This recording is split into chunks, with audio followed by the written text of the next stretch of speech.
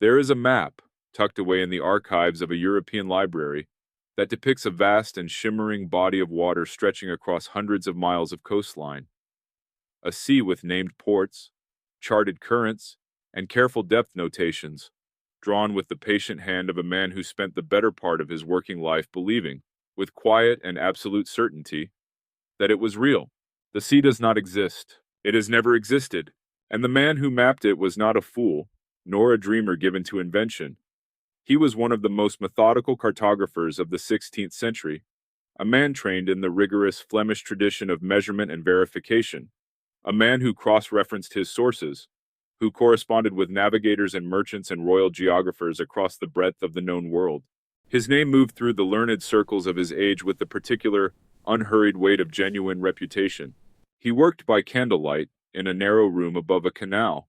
surrounded by rolled parchments and brass instruments, by the faint smell of ink and the older smell of river water drifting up from below. He wore the same dark coat for 20 years. He drank weak wine with his midday bread and kept a small journal in a hand so precise it resembled type. He was, by every measure available to the 16th century, a serious man. And serious men, in that era of expanding horizons and trembling coastlines, were precisely the ones the world trusted to draw the edges of things. And yet, somewhere in the long and careful middle of his career, he began to trace the outline of a sea that no ship had ever crossed, that no fisherman had ever cast a net into, that no storm had ever troubled with its particular shade of gray. He did not trace it in haste, or in a single inspired evening. He returned to it over years, adding detail with each revision, naming its bays and its promontories, calculating the distances between its invented shores with the same methodical patience he brought to every other corner of his work. The sea grew, slowly, the way real things grow, quietly, without announcement, without the fanfare that errors of such magnitude might seem to deserve. What follows is not a story about deception, and it is not a story about madness. It is something quieter, and, in its way, more unsettling than either. The story of a man who looked at the available evidence of his world, and, from that evidence, constructed something that was entirely, irreversibly, and beautifully wrong. The map still exists. The sea still doesn't. And somewhere between those two facts lies a question that the centuries have not yet finished asking. There is a particular quality to the light in Lisbon in the early hours of the morning, before the city has fully committed to waking, when the sky above the Tagus estuary holds a color that is not quite dark and not quite gray. Something in between that has no name in any language but is instantly recognizable to anyone who has ever sat beside a window in that city and waited for the dawn. It is the color of waiting. It is the color of patience. And it was in that light, or something very much like it, that a man named Diogo Ribeiro would have settled himself at his work table, arranged his instruments with the quiet care of long habit, and begun another day of drawing the world. We do not know exactly what his room looked like.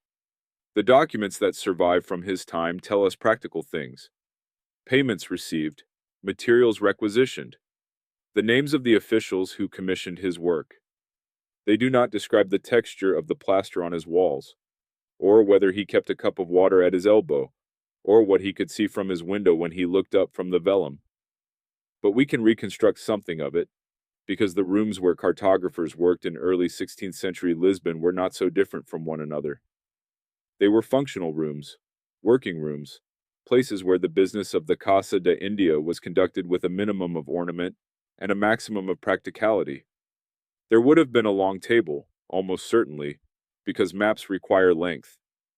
There would have been light, as much light as could be arranged, because the lines a cartographer draws must be precise. Ribeiro was Portuguese by birth, or possibly Spanish. The records are not entirely clear on this point, and he himself moved between the two crowns with the ease of a man whose loyalty was primarily to his craft.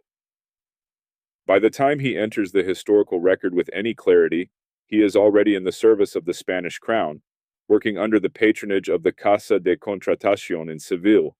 which was the institution responsible for regulating all Spanish trade and exploration in the newly encountered regions of the world.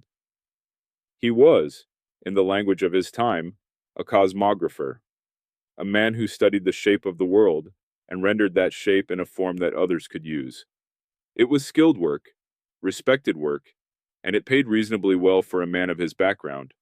The world that Ribeiro was being asked to map in the 1520s and 1530s was a world in the process of becoming something new, or rather, a world in the process of being understood as something very different from what had been believed for centuries. The great Portuguese voyages of the previous generation had established that the Indian Ocean was navigable, that Africa could be circumnavigated, that the spice routes of Asia were not the exclusive province of overland travel and Mediterranean intermediaries. The Spanish voyages, culminating in the expedition that Magellan had begun and Sebastian del Cano had completed in 1522, had demonstrated that the world was indeed round, and that a ship sailing westward from Spain would eventually arrive, after an almost incomprehensibly long journey, back at the place it had started. These were not small revelations. They were the kind of facts that required an entirely new way of thinking about the shape of things. Into this world of expanding knowledge, Ribeiro brought a set of skills that were genuinely rare. He was trained in the mathematical traditions of Ptolemy, whose Geographia had been the standard reference for serious cartographers since its rediscovery and translation in the early 15th century. He understood the problems of projecting a spherical surface onto a flat plane, problems that had no clean solution and required constant compromise and approximation. He was also a practical man, capable of working with the rough and often contradictory information provided by sailors and pilots, who had been to places that no previous cartographer had recorded, and who described those places in terms of landmarks and bearings and the feel of the current beneath the hull, rather than in the latitudes and longitudes that a cosmographer needed.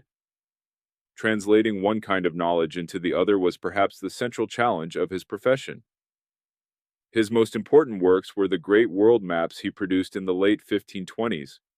of which several versions survive in archives in Weimar and the Vatican and other institutions that have, over the centuries, accumulated the paper residue of the age of exploration. These maps are extraordinary objects. They are large, some of them measure more than a meter across, and they are executed with a fineness of line and a confidence of composition that speaks to a man who had been doing this work for a very long time.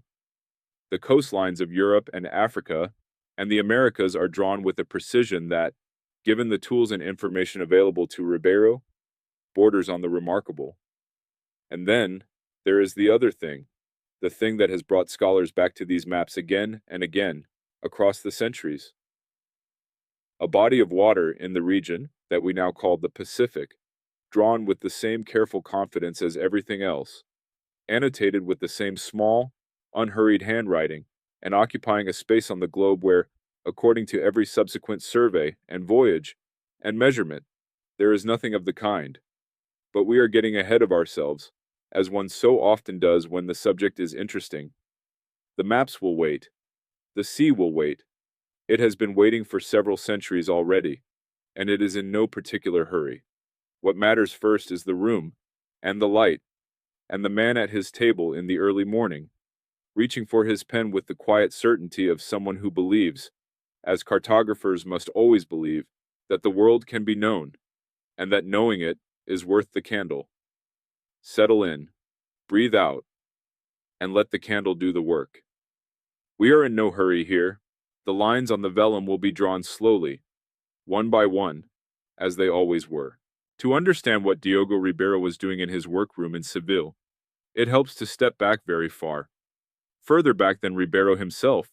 further back than the voyages that had set the known world spinning on a new axis, and to consider what Europeans believed about the shape of the earth in the centuries before anyone had thought to sail around it. It is a strange and somewhat humbling exercise, because the beliefs were not simple or foolish, as they are sometimes portrayed. They were the careful conclusions of serious men working with the best information available to them, and they held together with a kind of internal logic that is, even now, not entirely without its own beauty. The tradition that Ribeiro inherited began, in its most systematic form, with a Greek geographer named Claudius Ptolemy, who worked in Alexandria in the 2nd century of the Common Era, and produced a work called the Geographia, which was an attempt to describe the known world in mathematical terms precise enough that a competent craftsman could use them to construct an accurate map. Ptolemy was not the first person to think about the world in this way, but he was the most thorough, and his work survived in a form complete enough to be translated and put to use when European scholars rediscovered it in the early 15th century. For a cartographer like Ribeiro, working more than 1300 years after Ptolemy's death, the Geographia was not ancient history. It was a living reference, consulted regularly, argued with, annotated, and in many places still trusted. What Ptolemy described was a world considerably smaller than the actual one, and considerably less complete. He knew Europe well, and the Mediterranean basin, and the northern coast of Africa, and the outline of the Arabian Peninsula, and something of India and the lands beyond. He knew these things with varying degrees of accuracy. The Mediterranean itself was drawn quite credibly, while the further one moved from Alexandria, the more the proportions began to drift. He knew nothing of the Americas naturally, because no one in his world had any reason to suspect that two enormous continents lay across an ocean to the west. He knew nothing reliable about sub-Saharan Africa, or the Pacific, or Australia, or the polar regions. In the spaces where knowledge ended, he left the page blank, or filled it with careful annotation explaining that the information was uncertain, which was the most honest thing a geographer could do. The Arabic scholars of the medieval period added considerably to what Ptolemy had established, particularly regarding the Indian Ocean, the East African coast, and the overland routes of Central Asia. Their work filtered into European cartography slowly and unevenly, through the same Mediterranean trading networks that carried spices and silk and the occasional exotic animal westward from the markets of the Levant. By the time the Portuguese began their systematic exploration of the African coast in the early 1500s, European cartographers had access to a body of geographical knowledge that was richer and more accurate than anything Ptolemy alone could have provided, though still riddled with gaps and contradictions that required constant editorial judgment to navigate. It was into one of those gaps that the Phantom Sea would eventually be drawn. But before that,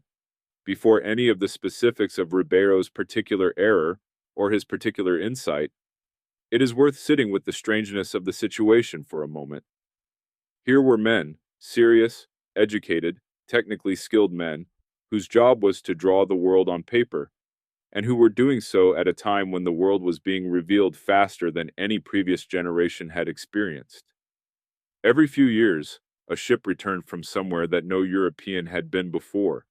carrying pilots who could describe coastlines and currents, and the position of stars from latitudes that had never been observed by anyone trained in the mathematical traditions of Ptolemy. The cartographers had to absorb all of this, reconcile it with what they already knew,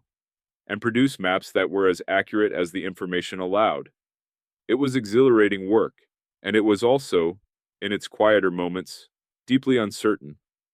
The particular region that would come to concern us, the broad ocean to the west of the Americas, which we now call the Pacific, was among the last to be understood, and among the most difficult to map correctly. Vasco Nunes de Balboa had seen it from a peak in Darien in 1513, and had waded into its shallows in his armor, claiming it for the Spanish crown with the water rising to his thighs. Magellan had crossed it, or most of it, between 1520 and 1521, losing a significant portion of his crew to scurvy and starvation along the way. But crossing an ocean and knowing its dimensions are two different things. And the pilots who survived those early Pacific voyages came home with descriptions of distance and duration that were, by the standards of what was actually there, significantly underestimated. The Pacific is larger than all the world's land masses combined. It does not yield its measurements easily. Ribeiro worked with the numbers those pilots brought back. He worked with the accounts of men who had been at sea for months, who had kept their reckoning as best they could with the instruments available, and who had arrived at conclusions about longitude and distance that were, through no fault of their own, systematically off in ways that would only become clear decades later. If your eyes are growing heavy now, that is exactly the right response to all of this accumulated patience. The world was being measured, slowly, carefully, with instruments that were adequate for some things, and not quite adequate for others, by men who were doing the best they could in circumstances that would have defeated most people entirely. Ribeiro was one of those men. He was not trying to deceive anyone. He was trying, in the candlelit room in Seville, to see clearly. Seville in the 1520s was not a quiet city. It was, by most accounts of those who passed through it, a city in a state of perpetual, slightly disorganized excitement, a place where the streets near the river smelled of tar and timber, and the particular sharp salt of provisions being loaded for long voyages, where the inns were full of men who had been to places that had no names in any European language, and where money moved through the markets with a velocity that reflected the simple fact that this was, for a brief and extraordinary period, the commercial center of an expanding world. The Casa de Contratación, the institution that oversaw all of this, occupied a building near the cathedral, and it was there that Ribeiro worked, in the company of other cosmographers and pilots, and the various administrators whose job was to ensure that the information flowing back from the Americas and the Pacific was recorded, organized, and made useful to the Crown. The Casa de Contratación had been founded in 1503, just 11 years after Columbus had returned from his first voyage with the news that there was something across the Atlantic, though at that point no one was entirely certain what that something was. Its original purpose was relatively modest: to regulate trade, collect taxes, and maintain a register of the ships and merchants involved in the Indies trade. But as the scale of Spanish activity in the Americas expanded, and as the geographical questions raised by that expansion became increasingly complex and increasingly consequential, the Casa took on a new and more intellectually demanding function. It became, in effect, the custodian of Spain's geographical knowledge, the institution responsible for maintaining what was called the Padrón Real, the master chart of the world as Spain understood it, which was updated continuously as new information arrived from returning voyages, and which served as the official reference against which all other maps were measured. The Padrón Real was not a single physical object that sat in a glass case and was consulted reverently on special occasions. It was more like a living document, or a process, a continuously revised accumulation of the best current knowledge, drawn and redrawn as circumstances required, subject to debate and amendment by the cosmographers who maintained it. This meant that the men who worked on it were not simply copyists or draftsmen. They were, in the full sense of the word, scientists, men who weighed competing accounts, assessed the reliability of different sources, made judgments about which pilot's reckoning to trust when two pilots gave contradictory figures for the same stretch of coast, and committed those judgments to paper in the form of lines that would guide actual ships carrying actual human beings through waters where a mistake could mean the loss of everything. Ribeiro arrived in this environment at some point in the 1520s, having previously served the Portuguese crown in capacities that the records do not specify with complete clarity. What is clear is that by 1527, he was producing world maps of significant sophistication, maps that incorporated the results of Magellan's circumnavigation and reflected a level of engagement with the mathematical problems of projection that placed him among the most technically accomplished cartographers of his generation. He was given the title of cosmographer to the king. To Carlos V, the Habsburg emperor who ruled Spain with one part of his attention, while managing the rest of an empire that stretched from Vienna to the Americas with the other parts. And this title carried with it both responsibility and a modest but reliable income. The daily routine of a court cosmographer was, in its externals, not so very different from the routine of any other skilled craftsman in a large institutional setting. There were materials to be procured: vellum, which was expensive and had to be of consistent quality; pigments for the decorative elements of the maps, which in Ribeiro's time still included the elaborate illustrations of ships and sea creatures, and enthroned rulers that made these objects beautiful as well as functional;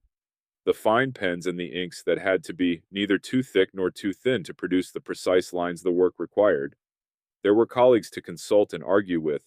because the cosmographers of the Casa rarely agreed entirely on any geographical question of significance, and the disagreements were conducted with the particular intensity of men who knew that the stakes were real. There were officials to satisfy, reports to produce, and always, underneath everything, the maps themselves. The slow, patient, demanding work of putting the world down on paper, one careful line at a time. It was in this environment that Ribeiro produced what are now considered his masterworks. A series of world maps dated to 1527 and 1529, of which several copies survive in various states of preservation in archives across Europe. The 1529 map, sometimes called the Ribeiro map or the Weimar map after the German city where one of the best preserved copies is held, is particularly remarkable. It is a large map, roughly 2 meters wide when fully unrolled, drawn on vellum in a hand that is visibly confident and unhurried. The coastlines of the Americas are rendered with a detail that reflects the accumulated observations of 30 years of Spanish and Portuguese exploration. The Indian Ocean is recognizable. The East Indies are present, if somewhat compressed. And in the broad expanse of ocean to the west of the Americas, in the region we now call the Pacific, there are features, islands, coastlines, a particular configuration of land and water, that have been the subject of careful and sometimes puzzled scholarly attention ever since. But it is not only the anomalies that deserve attention, it is the confidence of the whole. Ribeiro drew his world, the parts that were well known, and the parts that were uncertain, and the parts that were, as it would later turn out, simply wrong, with the same steady, unhurried line throughout. There is no visible hesitation in the stroke, no mark of doubt pressed into the vellum. He drew what he believed was there, and he drew it as if he were drawing something he could see from his window. And if your eyes are resting now, if the room around you has grown quieter and the details of the day have begun to soften at the edges, that is perhaps the most appropriate response to a man who spent his life rendering the uncertain world with patient, unwavering confidence. There is a particular kind of knowledge that lives in the body rather than the mind, accumulated not through reading or calculation but through years of standing at a ship's rail in changing weather, watching the color of the water shift from the deep blue of open ocean to the pale green that signals a rising seafloor, feeling the pull of a current against the hull the way a person feels a change in the temperature of a room. The pilots who returned to Seville from the Pacific in the 1520s and 1530s carried this knowledge with them, and it was Ribeiro's job, among the more demanding aspects of his work, to translate it into the precise mathematical language of latitudes and longitudes and compass bearings that a map required. It was not always a comfortable translation. A pilot returning from a long Pacific voyage would typically present himself at the Casa de Contratación within a reasonable time of his ship's arrival in the harbor, carrying his logbooks and his charts and whatever notes he had managed to keep during the journey. The examination that followed was a formal proceeding, conducted by the cosmographers of the Casa, and aimed at extracting from the pilot's experience as much geographically useful information as could be recovered. The pilot would describe the coastlines he had seen and the islands he had passed, the direction of the prevailing winds at different seasons, the behavior of ocean currents, the positions of particular stars on particular nights. The cosmographers would listen and ask questions and try to reconcile what they were hearing with what they already knew, which was sometimes straightforward and sometimes very far from it. The fundamental problem was one of longitude. Latitude, one's position north or south of the equator, could be determined with reasonable accuracy by measuring the angle of the sun or the pole star above the horizon, a calculation that a competent pilot could perform with instruments that had been refined over many generations of use. Longitude, one's position east or west, was an entirely different matter. Without an accurate timepiece, which would not be available to navigators for another 2 centuries, longitude could only be estimated from dead reckoning, tracking one's speed and direction over time and calculating where those measurements implied one had arrived. Dead reckoning was better than nothing, and in the hands of an experienced pilot it could be surprisingly reliable over short distances. Over the vast distances of the Pacific, however, the accumulated errors of weeks and months of reckoning could amount to discrepancies of hundreds of miles, and those discrepancies, when they were fed into Ribeiro's calculations, produced maps that placed coastlines and islands significantly east or west of their actual positions. Ribeiro was aware of this problem. All the cosmographers of his era were aware of it, in the sense that they understood theoretically that their longitudinal measurements were less reliable than their latitudinal ones. But awareness of a problem and the ability to correct for it are two different things. And in the absence of better instruments or better methods, the cosmographers did what they could. They compared the accounts of multiple pilots who had been to the same regions, looked for consistencies, discarded the most obviously aberrant figures, and produced their best composite estimate of where things actually were. It was a reasonable approach, given the constraints. It was also an approach that could systematically propagate a shared error, because if all the pilots who had crossed a particular stretch of ocean had made the same kind of mistake in their reckoning, as they would if they were all using the same instruments and the same methods under similar conditions, then comparing their accounts would simply confirm the error rather than correct it. The Pacific presented this problem in its most extreme form. The ocean is so large, and the islands scattered across it are so far apart, that the accumulated reckoning errors of a single crossing could easily place a pilot's estimated position hundreds of miles from where he actually was. When Ribeiro collected the accounts of the men who had sailed with Magellan, and of the subsequent expeditions that had ventured into the Pacific in the years following, he was working with a body of data that was consistently, systematically compressed, that described a Pacific Ocean significantly smaller than the actual one, and that placed the island groups and continental coastlines of its eastern and western margins considerably closer together than they are in reality. He could not have known this from within his own frame of reference, because the error was in the data itself, not in his handling of it. There were other sources of information besides the pilot's accounts, and Ribeiro used them all. There were the reports of scholars and geographers who had written about Asian geography based on overland travel, and the accounts of Arab and Chinese traders. Men like Marco Polo, whose descriptions of the eastern coasts of Asia had been circulating in European libraries for more than 2 centuries by Ribeiro's time, and whose account of a large island called Chipangu, lying to the east of the Asian mainland, had influenced European geographical thinking in ways that were not always helpful. There were the Portuguese accounts of the Moluccas, and the Philippines, and the other island groups of Southeast Asia, accumulated through the Portuguese presence in those waters since the early 1500s. And there were the theoretical calculations of cosmographers who had tried to work out, from Ptolemy's original dimensions and the corrections applied by subsequent generations of scholars, what the circumference of the Earth implied about the distances between known points. All of these sources, when Ribeiro laid them alongside one another and tried to make them cohere into a single consistent picture, pointed in the same general direction. They suggested a Pacific that was large but not impossibly so, that had certain features in its western reaches which the available descriptions seemed to confirm, and that could be represented on a map of manageable scale without straining the mathematics beyond what the data would support. Ribeiro drew that map, slowly, carefully, in the quiet of his workroom in Seville, checking his figures against the pilot's logs and the scholars' accounts, and his own best understanding of how the pieces fit together. And somewhere, in that careful, patient, entirely reasonable process,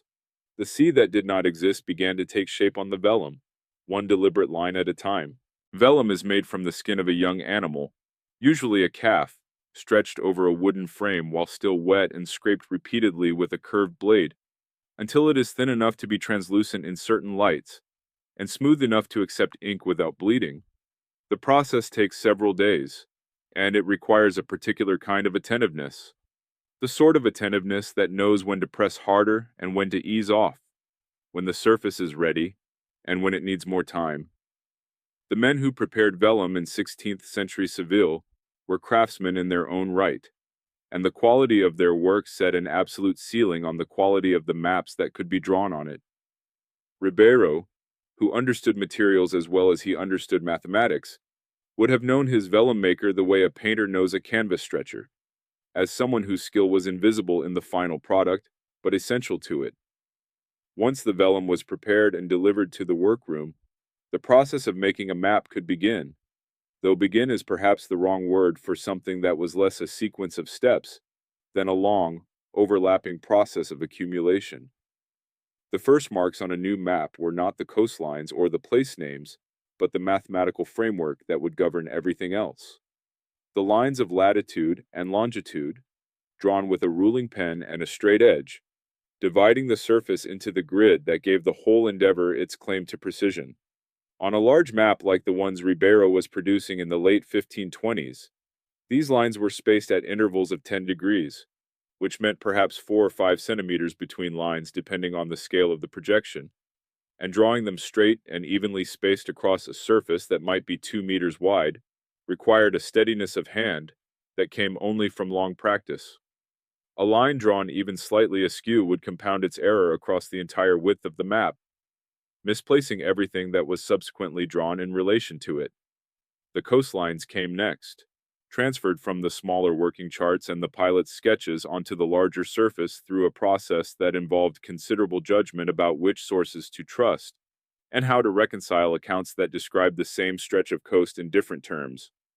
Ribeiro would have had in front of him, at any given moment, a collection of reference materials, the previous version of the Padrón Real, marked with the amendments suggested by the most recent round of pilot examinations, individual charts brought back by specific expeditions, often drawn on whatever paper was available, and in whatever scale the pilot had found convenient, written descriptions in the logs and reports of captains and cosmographers who had been to the regions in question,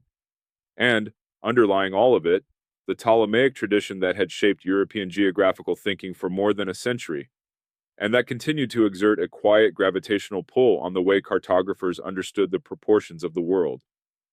The drawing of coastlines was slow work. Each section of coast had to be considered individually. The general trend of the line, the location of prominent capes and bays, the depth and character of harbors, the presence of offshore islands and the channels between them. For the well-known coasts of Europe and the Mediterranean, this work was relatively straightforward, because the information was dense and consistent and had been refined through many previous iterations of the chart. For the newer coasts, the Americas, the Pacific margins, the eastern edge of Asia as filtered through Portuguese reports from the Moluccas, the work required much more active judgment because the information was sparser, more variable in quality, and sometimes frankly contradictory in ways that could not be resolved without choosing one source over another and living with the consequences of that choice. Color came later, applied with small brushes and pigments that had been ground and mixed to the right consistency for the vellum surface. The seas on Ribeiro's maps were typically left in the natural cream of the vellum, or tinted very lightly, while the land masses received a wash of pale color, green for habitable regions, brown or ochre for desert areas, white for the polar zones. The decorative elements, the compass roses, the windheads, the small illustrations of ships under sail in the open ocean, the figures of rulers enthroned on the margins of their territories, were added last, and they required a different kind of skill from the mathematical precision of the coastlines, something closer to the skill of a miniature painter, working in a scale so small that the individual brush strokes were invisible in the finished image, and only the overall effect remained. Ribeiro was accomplished at this work, as the surviving maps demonstrate. The decorative elements of his charts are confident and lively, the ships convincingly three-dimensional, the compass roses geometrically exact. And then, when all of this was done, when the grid was in place and the coastlines drawn, and the colors applied, and the decorations completed, the map had to be checked. This was perhaps the least glamorous part of the work, but in some ways the most important, going back over the entire surface, comparing each element against the reference sources, looking for the transposed digit or the misread bearing, or the simple lapse of attention that might have placed a cape 10 miles east of where it belonged, or given an island the wrong name. The checking was done by the cosmographer himself, and sometimes also by colleagues who had not been involved in the drawing, and could therefore approach the finished map with fresh eyes. It was painstaking work,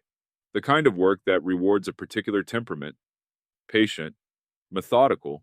willing to spend an hour verifying a detail that turns out to be correct in order to catch the one detail in 20 that is not. Ribeiro, by all indications, had that temperament. The maps that survive from his hand show very few obvious errors of the mechanical kind: misdrawn coastlines, inconsistent scales,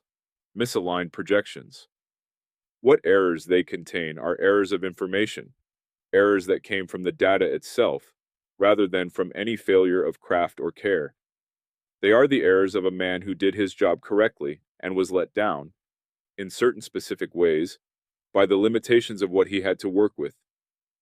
If your eyes are heavy now, and the details of pigments, and ruling pens, and stretched vellum have begun to blur pleasantly at their edges, that is the right response to work of this kind.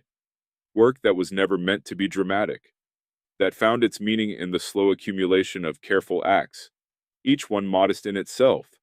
each one necessary to the whole. When a map is finished, when the last line has been cut and the plate has been cleaned, and the first proof sheets have been pulled and examined and found acceptable, it enters the world in a way that its maker can no longer fully control. It passes into the hands of the publishers and the booksellers and the merchants who deal in geographical instruments, and from there it passes into the hands of the people who buy it. And each of those people brings to it their own purposes and their own habits of reading, and the map becomes, in this passage, something slightly different from what it was on the engraver's bench. On the bench it was still, in some residual sense, a working document, a record of sources consulted and judgments made and uncertainties held in careful suspension. In the world it was simply a map, and maps, in the 16th and early 17th centuries, carried a particular kind of authority that derived not from any individual maker's reputation,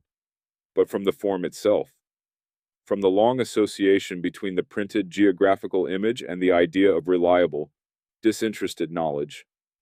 The southern chart on which the sea appeared was published in Amsterdam in the year 1609,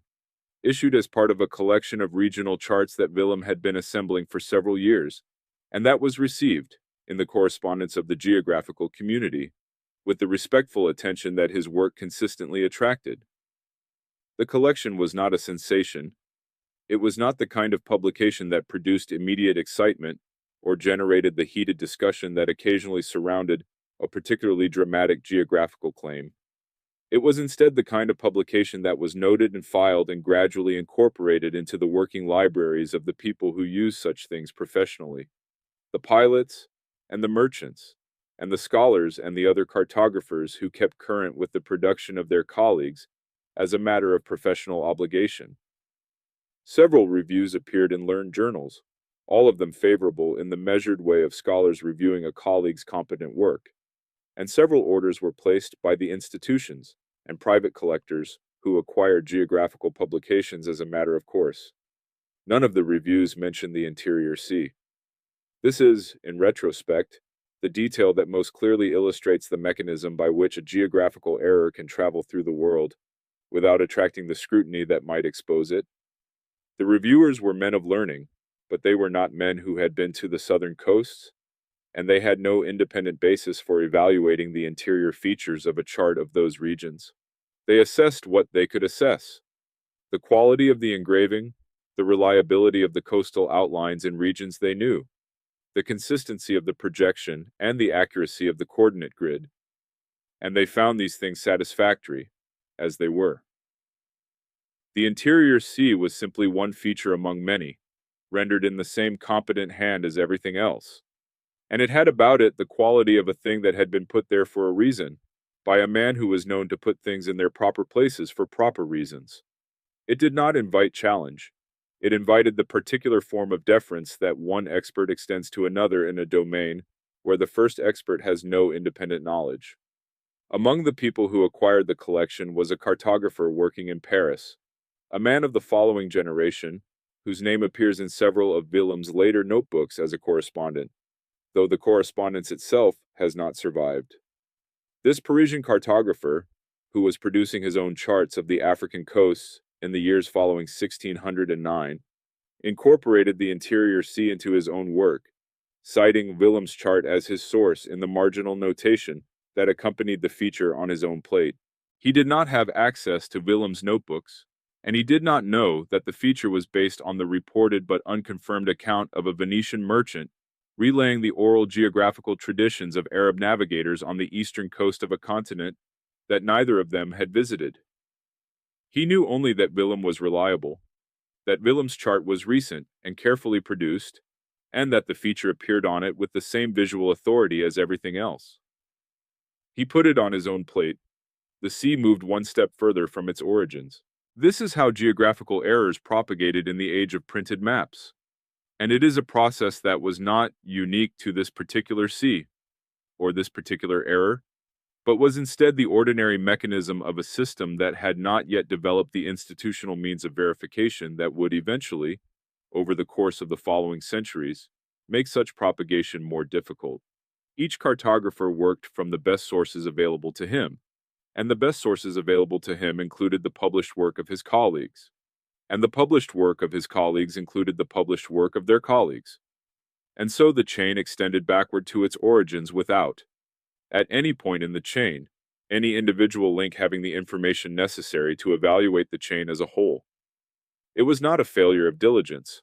It was a structural feature of a knowledge system that was still, in the early 17th century, working out how to handle the enormous and rapidly expanding quantity of geographical information that the age of exploration had produced.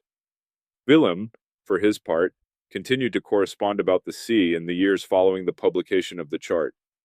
The notebooks show him writing to additional sources in the period between 1609 and 1614, seeking the confirmation that had eluded him before publication, and that he had perhaps hoped the publication itself might produce, that some reader, seeing the feature on the chart, might write to confirm it from their own experience, or from sources unknown to him.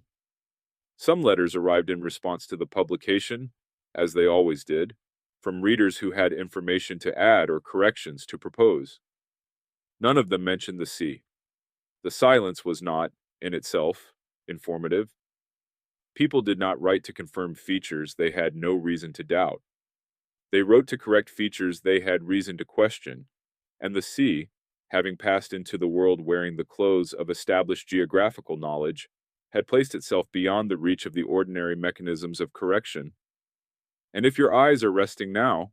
following these slow movements of information through the old world of letters and printed pages, that is a perfectly natural place to let the mind grow still. Here, in the quiet passage of a map from one careful hand to another, the candle burning low, the room settling into its nighttime silence. Giacomo Soranzo had been, before he became an intermediary in the strange and unintended project of mapping a sea that did not exist, a moderately successful trader in the eastern luxury goods that moved along the African coast and into the ports of the Mediterranean world. He was born in Venice in the year 1563, the third son of a family that had been in the Eastern trade for 2 generations, without becoming rich from it, which is a kind of success that is easy to undervalue but represents, in the context of that particular commerce, a considerable achievement in survival. The trade routes of the Eastern African coast were not gentle to the men who worked them. They required long periods of absence from everything familiar, a tolerance for climates that were entirely unlike the cool dampness of northern Italy, and a capacity for the particular kind of patience that is needed when doing business in places where the rhythms of commerce are determined by seasonal winds rather than by the schedules of markets and fairs. Soranzo had arrived on the eastern African coast for the first time in the year 1591,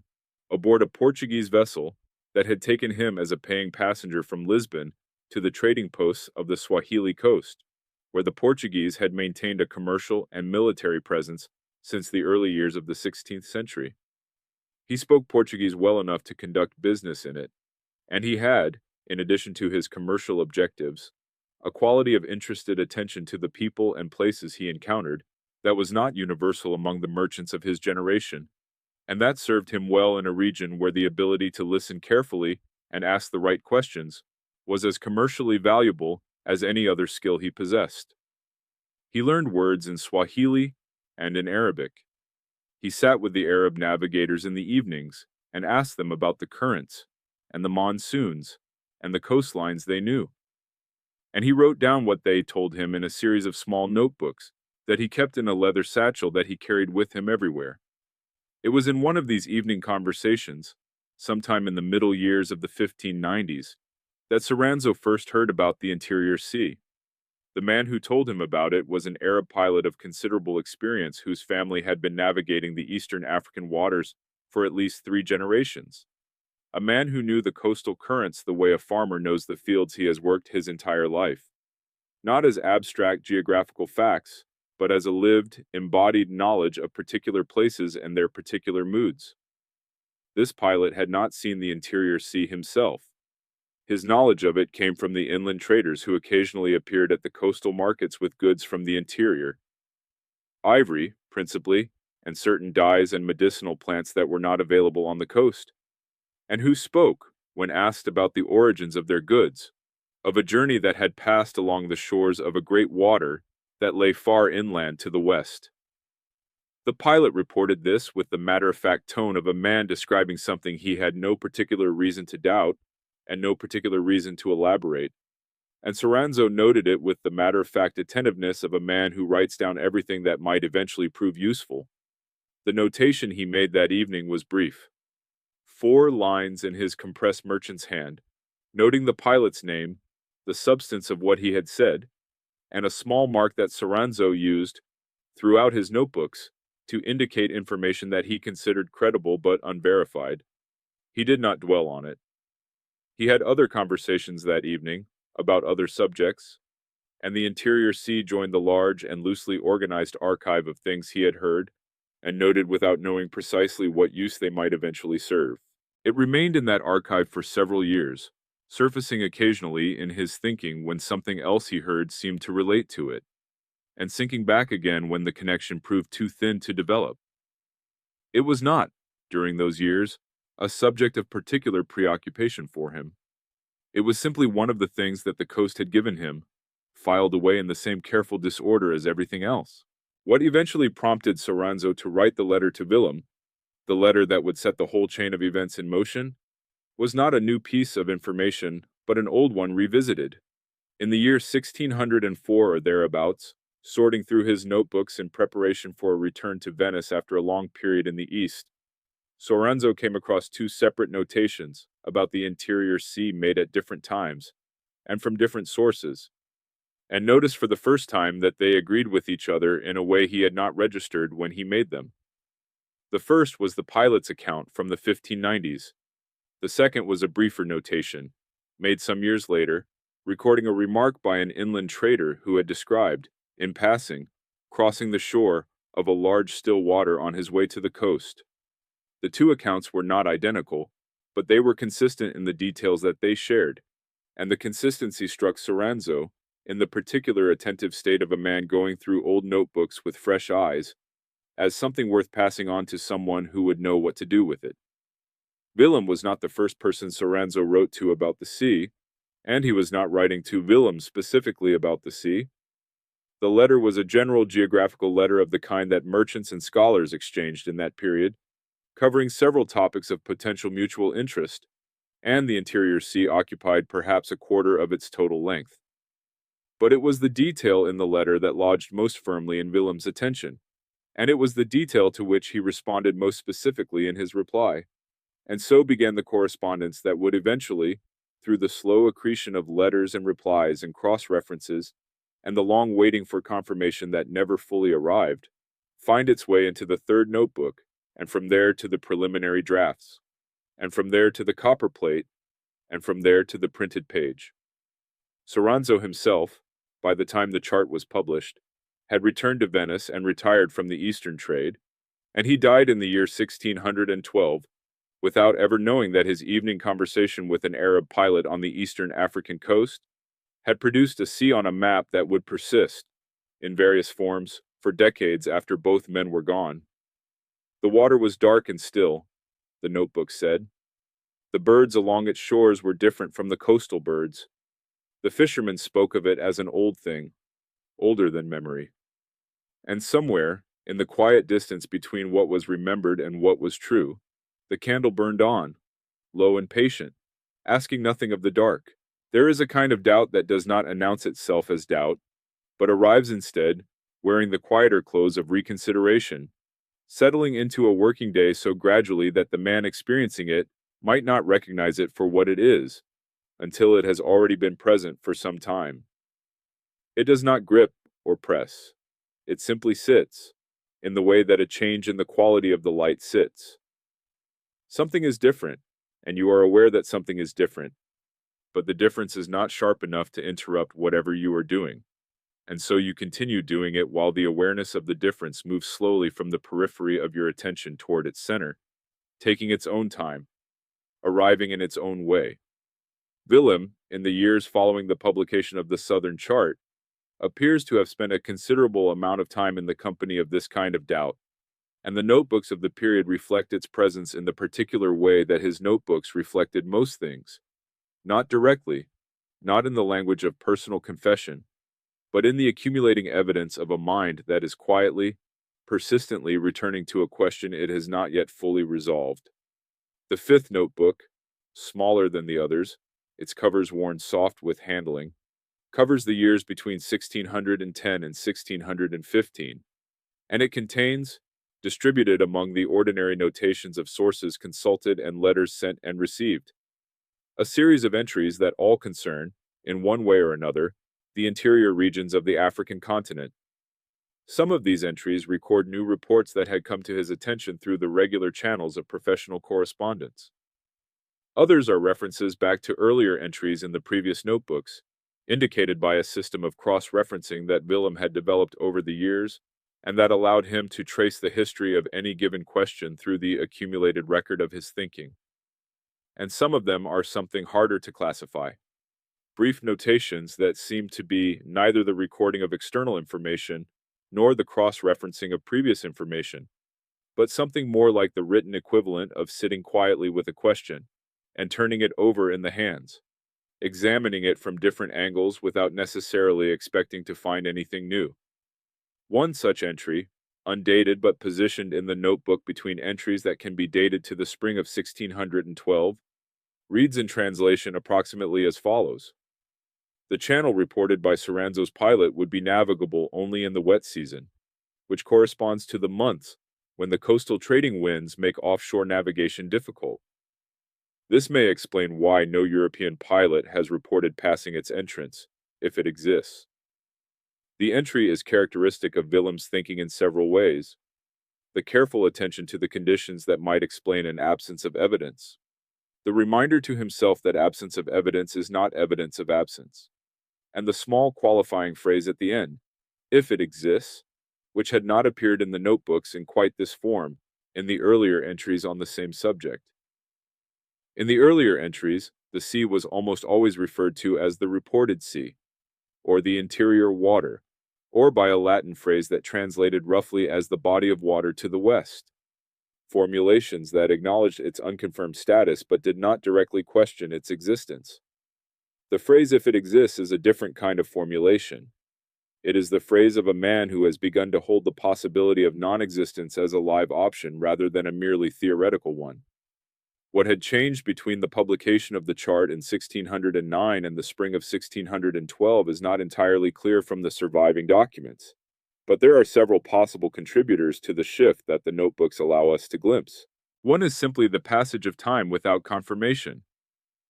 Willem had continued to write letters, to consult new sources, to watch for any report from the growing number of European expeditions that were probing the African interior in those years.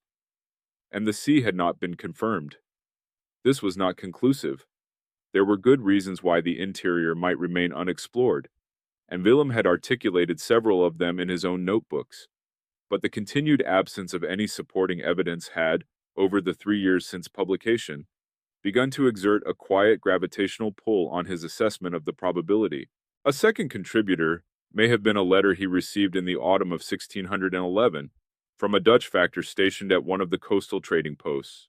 a man who had been in the region for several years and who wrote with the particular confidence of someone who knows a place well. This factor had seen Willem's chart and had written partly to compliment it and partly to raise a question about the interior sea. which he had shown to several of the Arab and Swahili traders he worked with regularly, asking them whether they recognized it. Their responses, as he reported them, were mixed in a way that was neither confirming nor refuting, but somehow more unsettling than either. Some of the traders seemed to recognize the general idea of a large interior water, nodding in the way that people nod when something corresponds to something in their own knowledge. Others seemed uncertain, or described what sounded like a much smaller feature, a seasonal lake, perhaps, or a river that widened considerably in the wet season.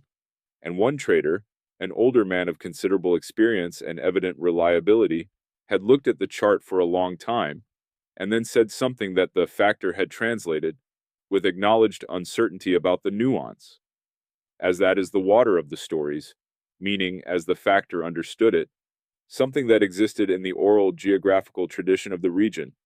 but whose relationship to the physical landscape was not straightforward, the water of the stories. Willem copied this phrase into the fifth notebook and underlined it, which was unusual for him. He rarely underlined anything. He did not immediately add a comment or a cross-reference or a notation about what he thought it meant. He simply wrote the phrase and drew a line beneath it and left it on the page. And the next entry in the notebook concerns an entirely different matter, the position of a group of islands off the western coast, and the entry after that is a letter draft about a commission for a new globe. The sea sits there in the middle of the page, underlined, surrounded by silence, waiting for the kind of attention that the afternoon had apparently not provided, and that the weeks and months that followed would offer only in slow, partial, and inconclusive installments. And if your breathing has grown slower now, following these long and patient afternoons of a careful man returning again and again to a question that will not resolve itself, that is the natural rhythm of the thing. The room quiet, the light low, the doubt sitting in its chair by the window,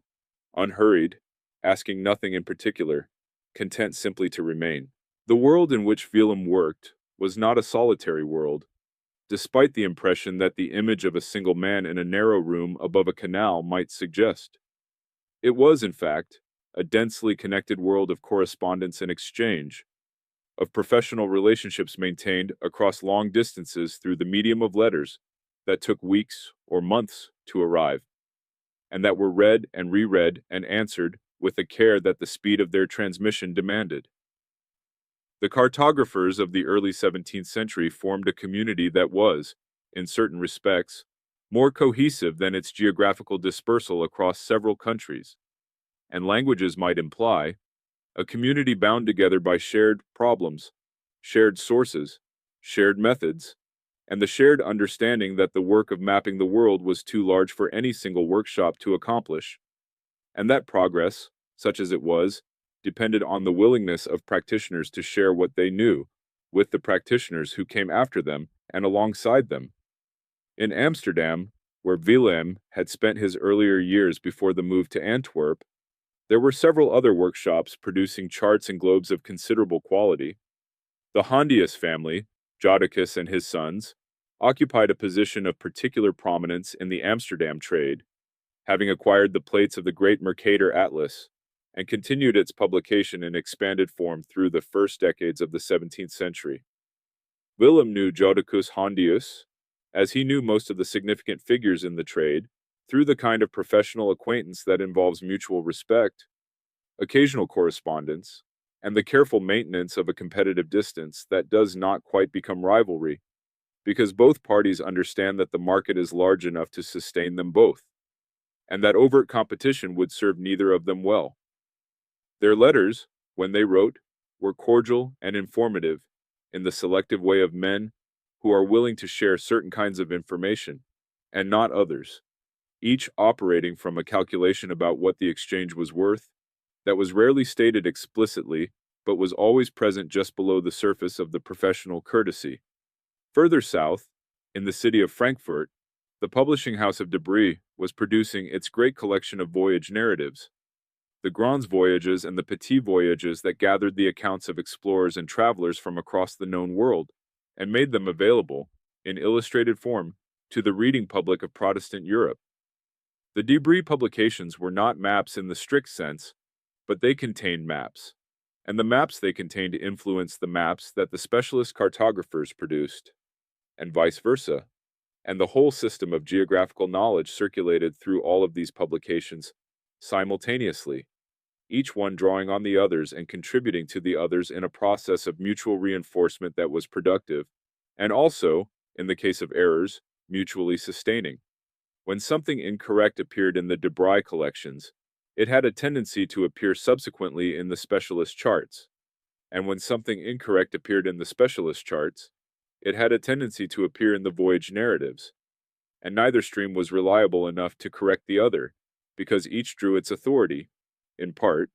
from the very sources it was contaminating. In Paris, the cartographic community was organized somewhat differently, centered more around the institutions of royal patronage and the learned societies that were beginning,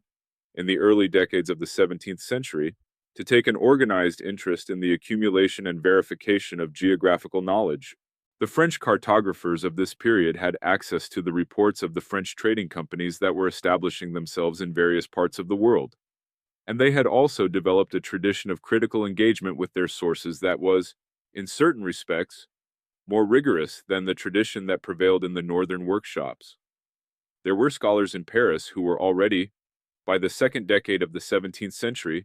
raising systematic questions about the reliability of the geographical information that was circulating through the European publishing world, and who were developing methods of source criticism that would, over the following century, significantly improve the standards of the trade. Willem was aware of this tradition, and his own methodology bore some resemblance to it, though whether the resemblance was a matter of influence or independent development is difficult to establish from the surviving correspondence. It was through the Parisian network, in fact, that one of the most interesting responses to Willem's Interior Sea eventually reached him. A scholar attached to one of the Paris learned societies, a man whose primary expertise was in the Arabic geographical tradition rather than in the practical cartography of the working workshops, wrote to Willem sometime around 1613 to say that he had been examining the Arabic geographical texts that Soranzo had mentioned in his original letters, and that he had found references to what appeared to be the same body of water in 3 additional texts that he had been able to consult in the collections of the Royal Library. He wrote not to confirm the sea's existence, but to note something that he found, as a scholar of texts, both interesting and slightly troubling. In each of the Arabic texts that described the interior water, the description was embedded in a context that distinguished it, in the conventions of Arabic geographical writing, from descriptions of places that the author or his sources had directly observed. The water appeared, in each case, in a section of the text that dealt with reported and traditional geographical knowledge, the kind of knowledge that the Arabic geographical tradition carefully distinguished from first-hand, or reliably transmitted observation. This was a distinction that required familiarity with the conventions of Arabic geographical writing to recognize, and it was not a distinction that Soranzo, who was a merchant rather than a textual scholar, would have been equipped to notice when the manuscripts passed through his hands. The Parisian scholar presented his finding with the measured caution of a man who understood he was raising a question, rather than providing an answer, noting that the presence of the water in the traditional, rather than the observed sections of the text, did not prove it did not exist, only that the Arabic geographical tradition had not independently verified it from its own direct experience. The water of the stories, the Dutch factor had said.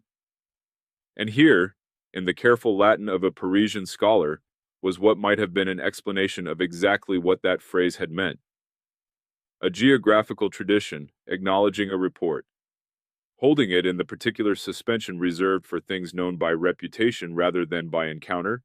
neither discarding it nor fully endorsing it, keeping it in the place where unverified things wait for the confirmation that may or may not eventually come. Willem copied the scholar's letter into the 5th notebook in full, which he rarely did with letters he received, and added at its conclusion a single notation in his own hand that said, in translation, "The question remains open," which was, for him, a statement of considerable significance, an acknowledgement that the question was still a question, that the sea was still a hypothesis,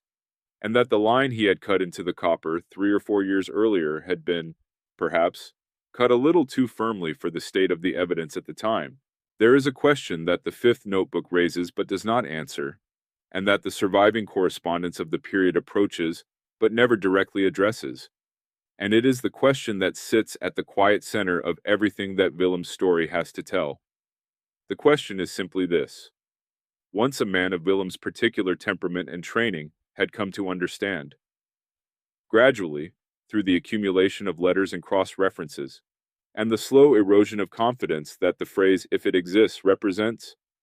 that the feature he had placed on the copper plate might not correspond to anything in the physical world. What did he do with that understanding, and what did he feel it obligated him to do? It is a question about the relationship between private doubt and public statement, between what a man knows in his workroom and what his work says to the world. And it is not a question that resolves itself neatly in the documents that survive.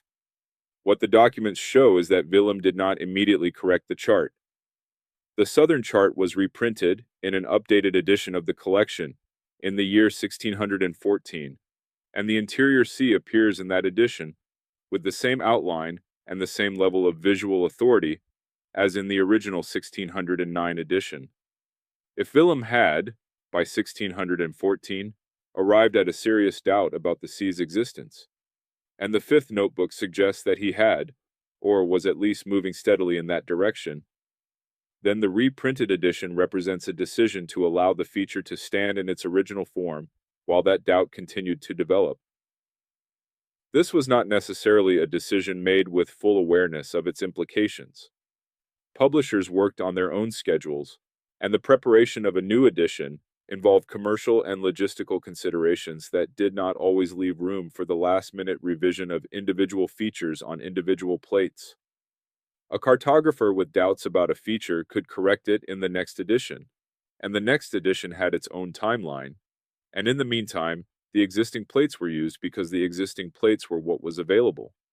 But there is also, in the production of the 1614 edition,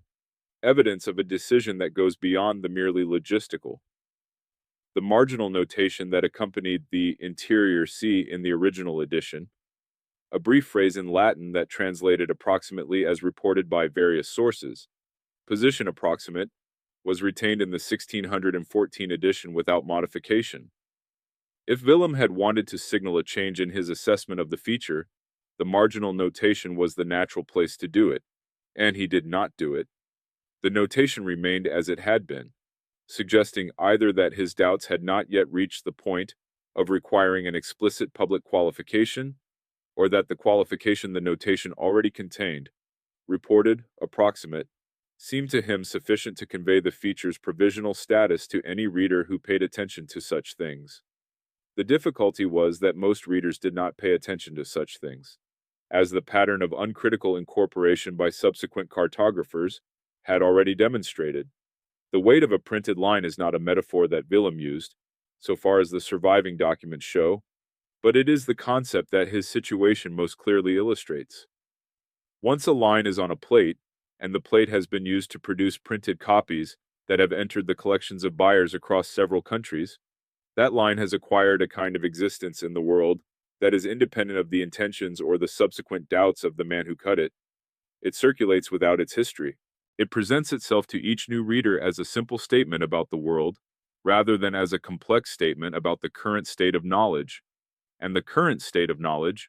with all its qualifications and uncertainties and waiting for confirmations, remains in the notebooks where it has always been, inaccessible to the reader holding the printed sheet and having no particular reason to suspect that the sheet contains anything other than what it appears to contain. This is not a problem unique to the early 17th century, though it takes a particularly clear form there because the gap between the cartographer's private record and the public map was so wide and so seldom bridged. In every period of knowledge-making, there is a gap between what the practitioners of a field know and discuss among themselves, including their uncertainties, their ongoing debates, their provisional conclusions, and what the public-facing documents of that field present to the wider world. The practitioners know that the public-facing documents are simplified, that they represent a kind of necessary compression of the fuller, messier, more qualified picture that exists in the working literature of the field. The readers of those documents, unless they have some specific reason to look behind them, take them at face value, which is not unreasonable, because there is no practical alternative. The map says the sea is there. The sea is, in the map's idiom, there. Willem appears to have understood this, and to have found it, in the specific case of the interior sea, increasingly uncomfortable as the years passed and his doubts deepened. The sixth notebook, which covers the later years of his career, contains several entries that deal, in the oblique way that had become characteristic of his self-reflective notations, with the general question of how a cartographer should handle the revision of features that subsequent investigation has placed in doubt. These entries are not about the interior sea by name, but their placement in the notebook and their specific concerns, the circumstances under which a feature should be removed from a plate, the obligations of a craftsman toward the users of his work, the question of whether provisional notations were sufficient to discharge those obligations, or whether more explicit corrections were sometimes required, suggest strongly that they were prompted by the specific situation that the interior sea had created. He was, in the private space of his notebook, working toward a position, turning the question over with the same patient thoroughness he brought to every other problem, waiting for the thinking to settle into something he could act on. The room was quiet, as it always was in the late afternoon, and the notebooks accumulated their pages, and the sea continued to exist on the printed copies that were already in the world, waiting with the same patient indifference of all printed things for the world to catch up with what the man who made them had, slowly and quietly, come to understand. Corrections in the world of early 17th century cartography were not events. They were processes, slow, incremental, distributed across time in the way that the original errors had been distributed, accreting through the same channels of correspondence and publication through which the errors themselves had traveled, and arriving, when they arrived at all, with considerably less fanfare than the confident original statement had carried. A map that introduced a new geographical feature was noticed and discussed and incorporated into subsequent work with a speed that reflected the genuine appetite of the period for new information about the shape of the world. A map that quietly removed a feature, or qualified it more heavily, or replaced it with a notation indicating that its existence had been placed in doubt, attracted no comparable attention, because the absence of a thing is always harder to see than its presence, and because the professional community had no established mechanism for flagging revisions and drawing the attention of existing map owners to the fact that something had changed. Willem's approach to the correction of the interior sea, when it finally came, was characteristic of his approach to most things: deliberate, methodical, and conducted at a pace that reflected the seriousness with which he took the decision, rather than any urgency about its outcome. The sixth notebook shows him, in the years between 1615 and 1618, working toward a revised treatment of the interior sea through the same process of correspondence and source evaluation that had produced the original feature. He wrote to the Parisian scholar again, asking for additional detail about the textual evidence and receiving a reply that confirmed and extended the earlier analysis. He wrote to the Dutch factor on the eastern coast, who had since moved to a different posting but who responded helpfully with a further account of the local geographical traditions, as he had come to understand them over his years in the region. He wrote to two Portuguese pilots whose knowledge of the African interior was considered reliable in the professional community, and received from both of them replies that were consistent with what the other sources had been suggesting: that the water described in the oral traditions of the region was real in the sense that it referred to something, but that the something was considerably smaller and more seasonal than the feature on the chart implied, a flooding basin or an inland delta rather than a permanent sea of the dimensions he had rendered. This last information, the possibility that there was a real geographical phenomenon somewhere in the vicinity of the imagined sea, something genuine that the oral traditions were imperfectly describing, introduced a complication that the notebooks show Willem turning over with particular care. It was in some ways a more difficult situation than a straightforward absence would have been. If the region had contained nothing at all, the correction would have been simple. remove the feature, note in the margin, that subsequent investigation had failed to confirm the reported sea, and move on. But if the region contained something, a seasonal lake, a flooding delta,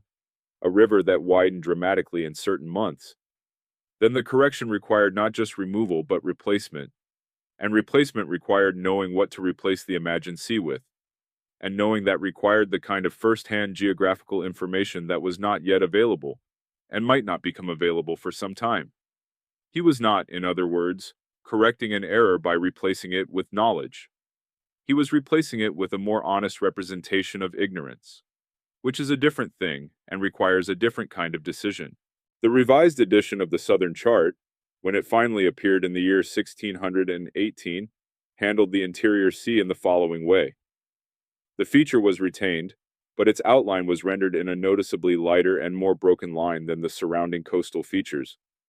a visual distinction that was more pronounced than anything in the original edition, and that corresponded, in the visual conventions of the trade, to a feature of significantly lower confidence than the solid lines around it. The name that had appeared on the original feature, a Latin phrase meaning the great interior water, was replaced by a longer marginal notation in smaller type that translated approximately as follows. The existence of this water is reported by several sources of the Arabic geographical tradition and by the accounts of coastal traders, but its extent and permanence have not been confirmed by direct European observation, and the reader should consider its representation here as an indication of a geographical question rather than a geographical fact.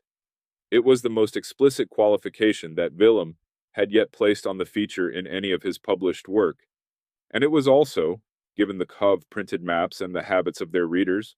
almost certainly insufficient to undo the work that the confident original line had done in the 9 years since the chart first appeared. The qualification was read by some and disregarded by others, in the way that qualifications always are. The Parisian cartographer, who had incorporated the sea into his own work in the years following 1609, produced a revised edition of his own chart in 1621 that retained the interior sea in its original, unqualified form, suggesting either that he had not seen Willem's revised edition, or that he had seen it, and had decided, on whatever grounds seemed appropriate to him, that the qualification did not require him to change his own rendering. Other cartographers, working in other cities from other combinations of sources, continued to reproduce the sea in various forms throughout the following decades, each one drawing on the previous one in the same chain of mutual reinforcement that had carried the feature from Willem's original plate into the wider world of European geographical publishing. The sea had, by this point, acquired a kind of life of its own, a life that was independent not only of the physical world it purported to represent, but also, increasingly, of the man who had first placed it on a plate and who was now, in the quiet of his Antwerp workroom, doing what he could to qualify its existence in the documents over which he retained some control. It is one of the stranger aspects of the story that the correction and the error traveled through the world simultaneously, in different publications, reaching different readers, producing different impressions of the same coastline in the minds of people who had no reason to know that the two versions existed, and no way of knowing, if they had, which one to trust.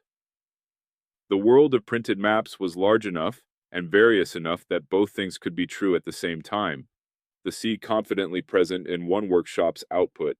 carefully hedged in another's, without either version canceling the other out. The room above the canal held its silence, the notebooks filled with careful words. And somewhere to the south, in the real geography of the continent, the seasonal waters rose and fell with the rains, indifferent to the lines that had been made in their approximate vicinity, moving through their own rhythms in the unhurried way of things that have no need to be mapped in order to exist. The notebooks did not stop when the revision was made. They continued, as they always had, accumulating their careful pages in the same unhurried way that the canal below the workroom accumulated its slow water, not dramatically, not with any sense of arrival or departure, but simply through the persistence of a process that had been going on for so long it had become indistinguishable from the natural order of things. Willem continued to write letters and receive them, continued to note his sources and his doubts and his cross-references, continued to sit at the desk beneath the window in the early morning light, and add to the record of a working life that was, by the time of the 1618 revision, already more than 2 decades long, and that showed no particular signs of drawing toward a close. He was 47 years old in 1618, which was not young, but was not old in the way that the period sometimes made men old, and he was in good enough health to continue at his bench for another decade, which is what he did. The later notebooks, the sixth, and the partial seventh that survive, are different from the earlier ones in ways that are subtle but consistent. The entries are somewhat longer, on average, than the compressed notations of the working years, as though the accumulation of decades had given Willem a greater willingness to let his thinking spread across the page rather than constraining it to the minimum necessary for future reference. There are more passages that read as genuine reflection rather than professional notation. More moments in which the writing seems to be doing something for the writer rather than simply recording something for later use. These passages are still characteristically restrained, still expressed in the spare and qualified language of a man who distrusts the ornamental, but they have about them a quality of spaciousness that the earlier notebooks mostly lack, as though the room in which the thinking was happening had, over the years, grown slightly larger. One of the longer entries in the sixth notebook, written sometime in the early 1620s and covering nearly 3 full pages, is concerned with what Willem calls the problem of the received geography, the body of geographical knowledge that any working cartographer inherits from the work of his predecessors, and must evaluate, at least in principle, before incorporating into his own work.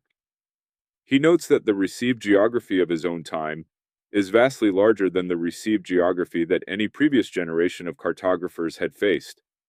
that the speed at which new information was entering the system through the reports of explorers and traders had exceeded the capacity of the verification mechanisms available, and that the result was a body of published geographical knowledge that contained, distributed through its enormous bulk, an unknown quantity of error that was by its awoosh difficult to identify and impossible to estimate. He writes about this not with alarm, but with the measured attention of a man who has been living with the problem for a long time and has arrived at a realistic assessment of its dimensions. The interior sea appears in this entry for one of the few times in the sixth notebook in which it is named directly rather than approached obliquely. Willem refers to it as an example of what he calls the propagation of the reported, the process by which a geographical feature that originated as a qualified report acquires, through the mechanisms of publication and subsequent citation, the visual and rhetorical status of a confirmed observation. He does not describe the feature in the language of personal error or professional failure. He describes it in the language of a systemic problem, a structural feature of the knowledge-making enterprise of which he had been a part for his entire working life, and he treats his own role in the propagation of the sea as an instance of a general pattern, rather than as an individual lapse. This is not, it seems important to note, an evasion of personal responsibility. The responsibility is present in the entry,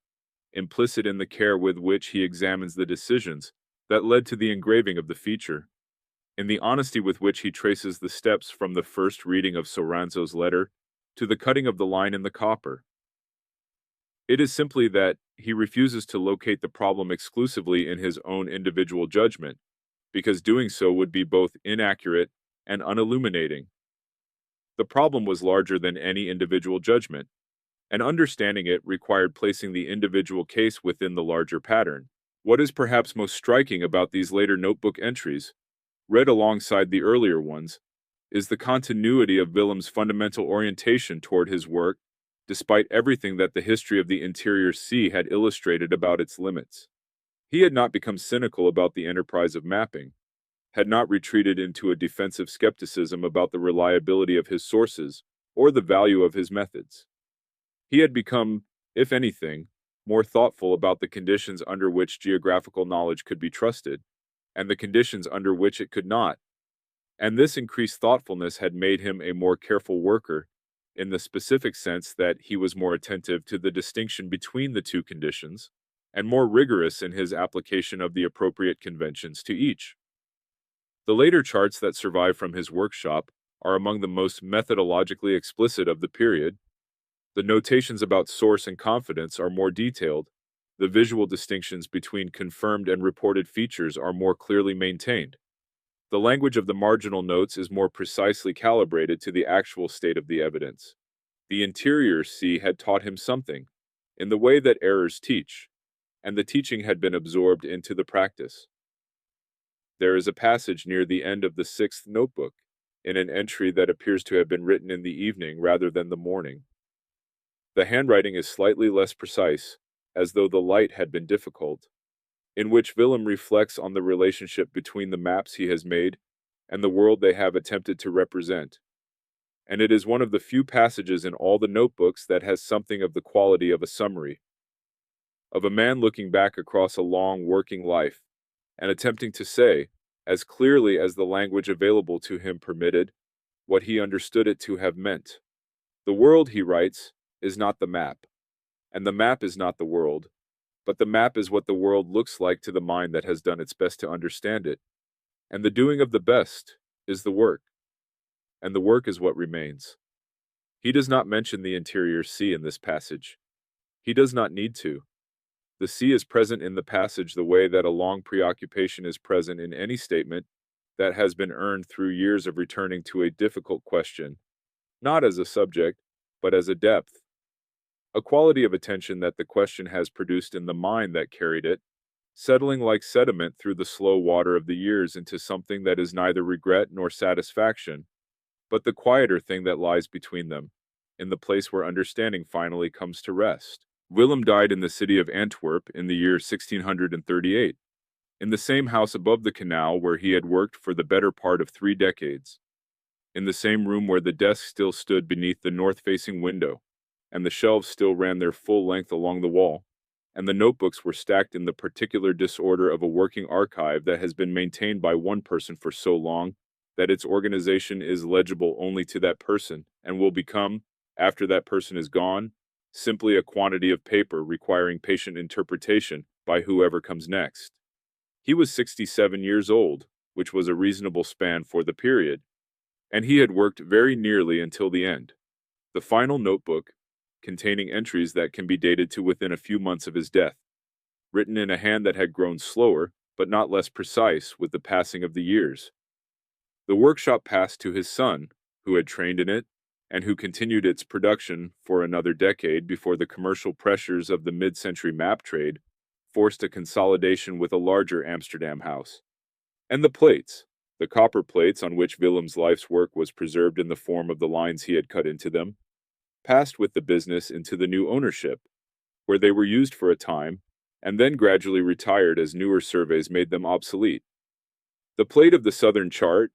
the plate that carried the interior sea in its revised, more heavily qualified form, was used for at least 2 further printings after Willem's death, both of them produced by his son's workshop in the years before the consolidation. The sea appears in both of these printings exactly as Willem had left it in the 1618 revision. The broken lighter line, the careful marginal notation, the visual distinction from the coastal features that were rendered with the full confidence of confirmed observation. It is possible that Willem's son understood the significance of this treatment, having grown up in the workshop and having access to the notebooks in which the history of the feature was recorded. It is equally possible that he simply reproduced the plate as he found it, without particular attention to the specific history of any individual feature. Because the practical work of running a map workshop in the mid-17th century left limited time for the kind of archival reflection that would have been required to reconstruct that history from the notebooks alone. The sea's life after Willem was, in the end, not dramatically different from its life before his death. It continued to appear in the work of cartographers who had derived their representation of the region from sources that ultimately traced back to the original 1609 edition,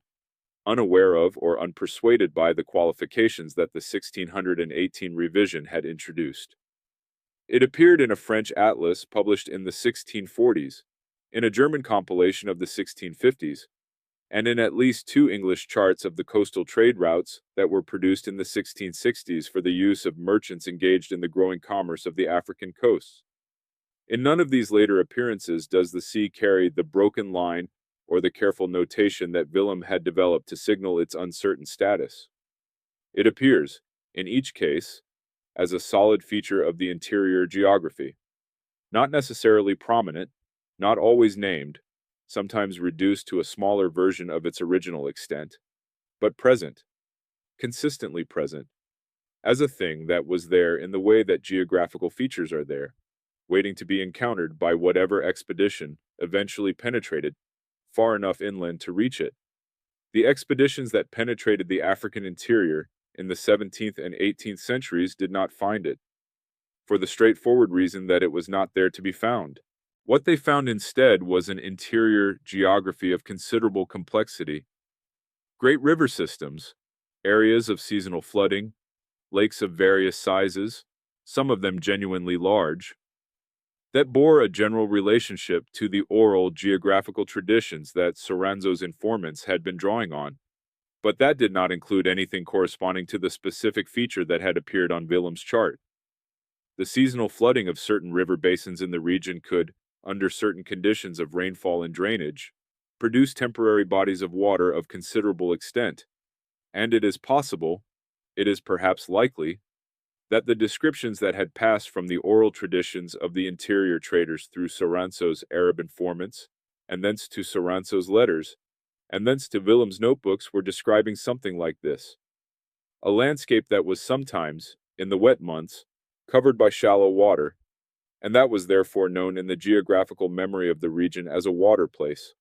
a place where water gathered, without that knowledge implying the kind of permanent, deep, navigable sea that the conventions of European cartography had led Willem to render when he finally committed the feature to copper. This interpretation,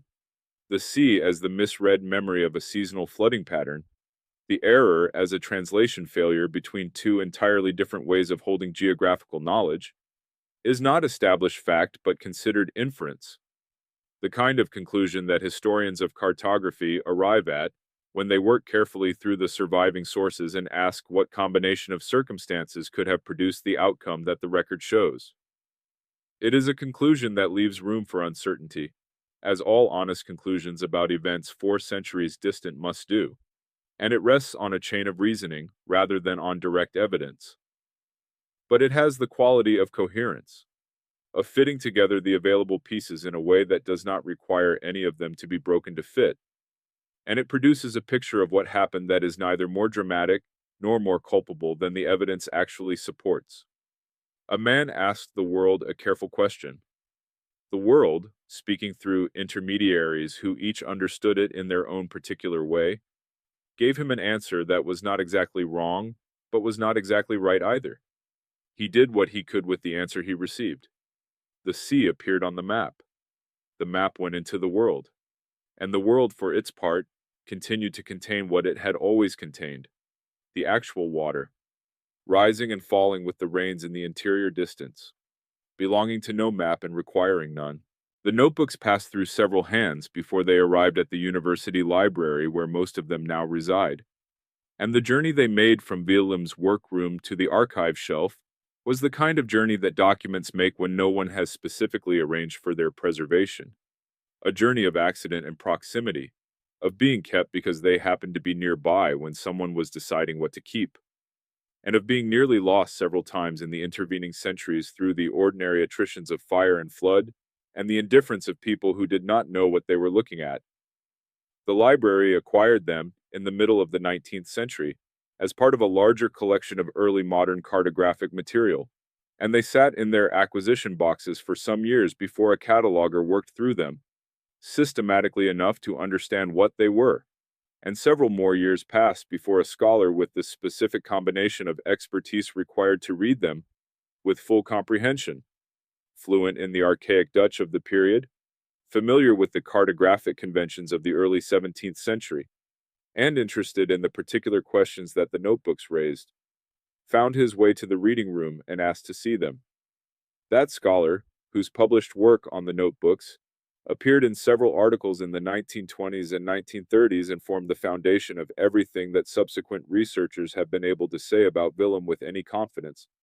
Described the experience of reading through the notebooks for the first time as something he found difficult to convey to people who had not done the same kind of archival work. He was not a man given to the dramatization of scholarly experience, and his published writing is notable for its methodological precision and its careful subordination of the personal to the analytical. But in a letter to a colleague written shortly after his first extended session with the notebooks, he allowed himself a few sentences that stepped outside the professional register, noting that the experience of reading someone else's careful thinking across a distance of 3 centuries had a quality that he could only describe as companionship. The sense of being in the presence of a mind that was working through its problems with the same tools and the same fundamental orientation toward uncertainty that his own scholarly training had given him, and that the specific problems it was working through, however distant in their particulars, were recognizable in their essential shape as the problems that anyone engaged in the serious attempt to know something about the world would eventually encounter. The question that interested this scholar most, and that his published work addressed most extensively, was not the question of how the sea had come to be on the map, but the question of what the notebooks revealed about how Willem had understood his own responsibility toward the error once his doubts had developed. This was, in the 1920s, a question with a particular resonance in the philosophy of Nietzsche, which was at that moment engaged in a sustained and sometimes heated discussion about the standards of evidence and verification that scientific claims were required to meet, and the obligations that scientists incurred when their published claims were subsequently placed in doubt by new evidence. The notebooks offered, in this context, something unusual: a detailed record of a 17th century practitioner working through exactly these questions in real time, not as abstract problems of epistemology, but as practical problems of professional obligation, and arriving at solutions that were, in their own way, as thoughtful as anything that the 1920s philosophers were producing in their considerably more systematic terms. Later scholars came to the notebooks with different questions, shaped by the different intellectual preoccupations of their own periods. A scholar working in the 1960s was interested primarily in what the notebooks revealed about the network of correspondence and exchange through which geographical knowledge circulated in the early modern period. And she produced a careful reconstruction of the chain of intermediaries through which Soranzo's original report had reached Willem and through which Willem's subsequent inquiries had traveled, tracing each link in the chain and assessing its contribution to the accumulation and modification of the information at each stage. Her work added considerably to the understanding of how the sea had come to exist on the map, and it also added, less explicitly, but no less valuably, to the understanding of how any piece of knowledge travels from the person who first encountered it to the person who eventually publishes it, and what happens to it along the way. A more recent scholar, working in the last years of the 20th century, approached the notebooks from the perspective of the history of geographical knowledge in Africa, a perspective that brought into view aspects of the story that earlier scholarship had treated as background. She was interested in the Arab and Swahili informants, whose knowledge had been the ultimate source of the geographical tradition that Soranzo had encountered and reported, and she traced, as far as the surviving sources allowed, the geographical knowledge of those informants on its own terms, without treating it primarily as an input into the European cartographic process that had eventually produced Willem's chart. What she found, working through a combination of Arabic geographical texts, oral historical sources, and the records of the early modern coastal trade, was a picture of geographical knowledge about the African interior that was considerably more detailed and more accurate than the European cartographic tradition had given it credit for being, a tradition that had known the seasonal flooding basins of the interior for centuries, that had navigated the river systems with a precision that European maps of the same region would not match for another 200 years, and that had described the water places of the continent's heart in terms that were appropriate to what they actually were, which was not a permanent sea but a landscape of seasonal abundance and seasonal absence, of water that came and went with the rains, and that was known, in the oral geographical traditions of the people who lived near it, as a living thing rather than a fixed feature. The error, in this light, was not only a failure of evidence or a failure of verification, though it was both of those things. It was also a failure of translation, a moment in which the categories available to European cartography had been applied to a body of geographical knowledge that did not fit those categories and had been distorted in the fitting. The seasonal flooding basin was real. The oral tradition that described it was accurate. The Arab pilot who told Soranzo about it was reporting something that existed. What did not exist was the permanent, navigable, bounded sea that the conventions of Willem's trade required him to render when he turned the report into a line on a copper plate. The problem was in the translation between ways of knowing, and it was a problem that the translation itself concealed, because the translated version had all the visual confidence of an original statement, and nothing in its appearance to indicate that it had been carried across the distance between two entirely different ways of understanding what a body of water is and how it belongs to the landscape it moves through. And if your eyes are resting easily now, following these slow and patient scholars through their long afternoons in reading rooms that Willem never saw, that is the natural place to let the thinking settle. Here, in the quiet accumulation of understanding across the centuries, the notebooks open on their stands, the candle low, the question gradually, gently, finding its answer. The map still exists. This is perhaps the most quietly remarkable thing about the whole long story, that the object at its center, the thing toward which all the letters and the notebooks, and the careful thinking and the slow correction were directed, has survived the 4 centuries since its making, and can be examined today by anyone who makes the appropriate arrangements with the library that holds it, who sits down at the reading room table and waits, while the archivist brings the folio from its storage place and sets it carefully on the padded rest and steps back to allow the examination to begin. It is not a large object, as maps of its period go. The sheet, printed on good-laid paper that has yellowed to a warm cream over the centuries, measures roughly half a meter in its longer dimension and somewhat less in its shorter one, and it is mounted on a backing sheet that has preserved its edges more successfully than those of many of its contemporaries. The printing is clear, the lines still sharp, the carefully engraved lettering still legible without magnification, in all but a few places where the ink has faded slightly in the margins. The interior sea, when you find it on the sheet, is exactly where the notebooks and the correspondence and the chain of scholarly reconstruction have led you to expect it to be. In the interior of the continent, somewhat to the west of the coastal trading routes, rendered in the broken lighter line of the 1618 revision, surrounded by the marginal notation in which Willem made his most explicit public statement of the feature's uncertain status. It does not dominate the sheet. It sits there quietly among the other features of the interior, modest in its extent compared to the confident coastal lines that border the map's edges. And if you did not know its history, you might pass over it without particular attention, noting the lighter line and the qualification in the margin, and moving on to the next feature, the next notation, the next piece of the patient accumulation that the sheet as a whole represents. It is only when you know its history that it becomes, in the way that ordinary objects become when you understand what they have passed through, something more than what it appears to be on the surface. What it appears to be on the surface is a careful piece of work by a careful man, the product of a working life spent in the patient application of the best available methods to the best available evidence, producing, over the course of several decades, a body of work that advanced the geographical knowledge of its time in ways that were real and lasting, even if they were not always perfectly accurate. The copper plates, or most of them, are gone, melted down or lost in the ordinary way of things that are no longer useful and take up space. But the printed sheets survive in collections across several countries, and they are still consulted by historians of cartography who find in them, among the features that have been confirmed and corrected and superseded by 4 centuries of subsequent surveying, occasional details that illuminate something about the state of geographical knowledge in the early 17th century that no other source quite captures in the same way. The sea is one of those details, though it illuminates something different from what a confirmed geographical feature would illuminate. It illuminates the edge of knowledge,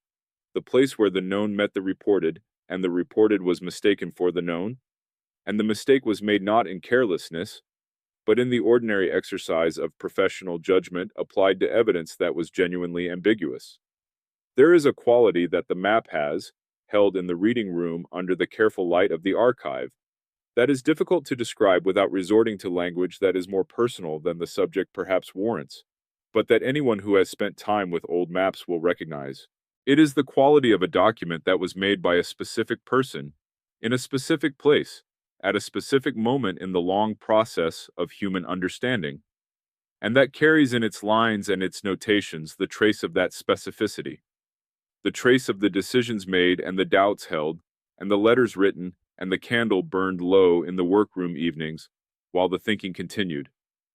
The map is not the man, and the man was not reducible to his maps, but there is something of him in it that the centuries have not entirely erased, some residue of the long attention he gave to the problem of representing the world as honestly as the available evidence permitted, and this residue is part of what makes the object worth the journey to see it. The seasonal waters of the African interior still rise and fall with the rains,